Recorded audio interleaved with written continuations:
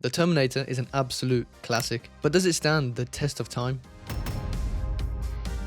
1984 was such a great year for movies. They had Once Upon a Time in America, Ghostbusters, Police Academy, Nightmare on Elm Street, and The Terminator. A film about a cyborg assassin from the future coming back to the present to kill a young woman whose destiny it is to give birth to a warrior that will eventually lead a resistance that will save humanity from extinction. That description alone is enough to get me to watch that movie. If you don't know the story, like if you haven't seen any clips or spoilers before, the watching experience is amazing. The story just slaps you right in the middle of an ongoing plot, and you're just playing catch up the whole way through. What day is it? The date? 12th May, Thursday. What year? Now, a lot of movies utilize this style, but Terminator does this in a fantastic way. We start off thinking Kyle is one of the main antagonists along with Arnie, as he is also searching down Sarah Connor. Plus, he's acting just really strange at the start of the movie. He's being creepy, lurking around, and just making us think that he is one of the main villains of the film. The earliest sign that you can kind of spot that something isn't right is when Arnold and Kyle teleport in. Arnie teleports in and he looks normal, like there's nothing standing out about him. He's clean,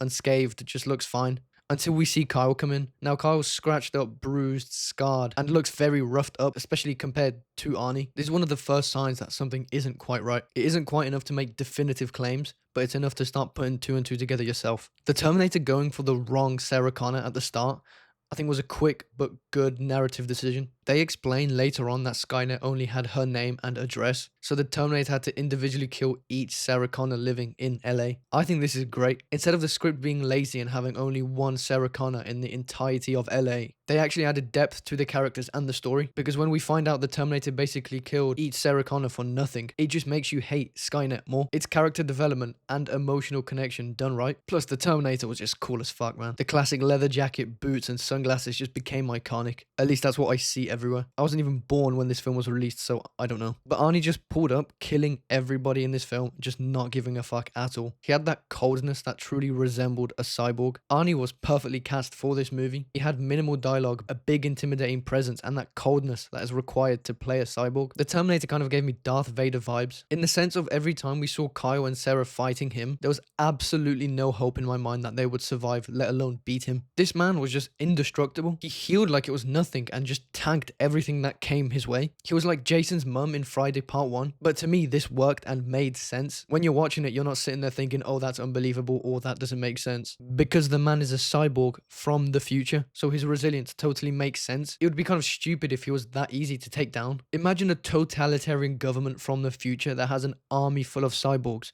that once they've been knocked over, they just can't stand back up again.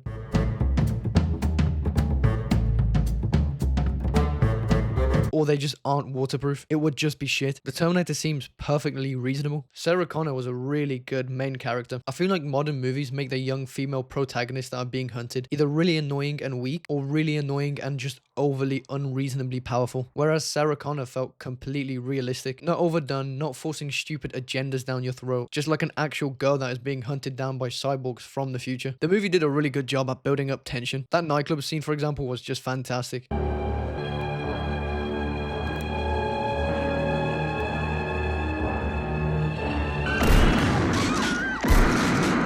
In that scene, you have that feeling that, oh shit, Sarah Connor's probably gonna die. This big dude just strolling through a nightclub with a big ass pistol and just some sunglasses. But each scene makes you feel the emotion and the weight. You can feel that the characters have actually gone through something and have real depth and a weight to them. The practical effects are fantastic for their time. Looking back at them now, some of them are a bit goofy, mainly the masks. When Arnie's looking in the mirror, it's so obviously a mask. It doesn't look bad, it's just goofy.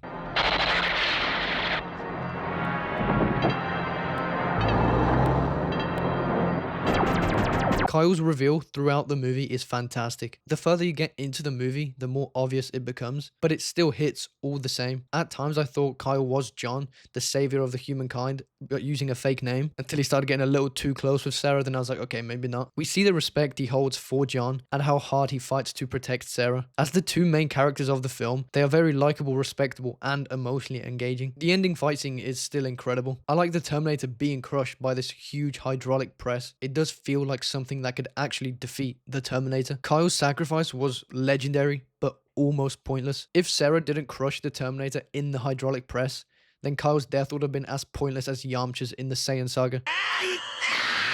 This ending is strong. It doesn't just give us a happy ending. The future of these characters is a tough future, and a happy ending wouldn't really suit the world of these characters. Everything is run down, bleak, and dehumanized. A happy ending just wouldn't fit. This ending is just perfect. It gives the characters just enough hope to start a revolution, as Sarah is alive and John will be born, but his dad is dead and his mum will have to raise him alone. It's the tough reality of the Terminator world, but it works perfectly. This movie is heaps of fun. It's an instant classic that's just really fun to watch. It definitely stands the test of time and is a great movie. Thank you for watching. I hope you've enjoyed this video. Let me know which of the Terminator movies is your favorite and what you disliked about this one. I've been Cinephase, and I'll see you in the next one.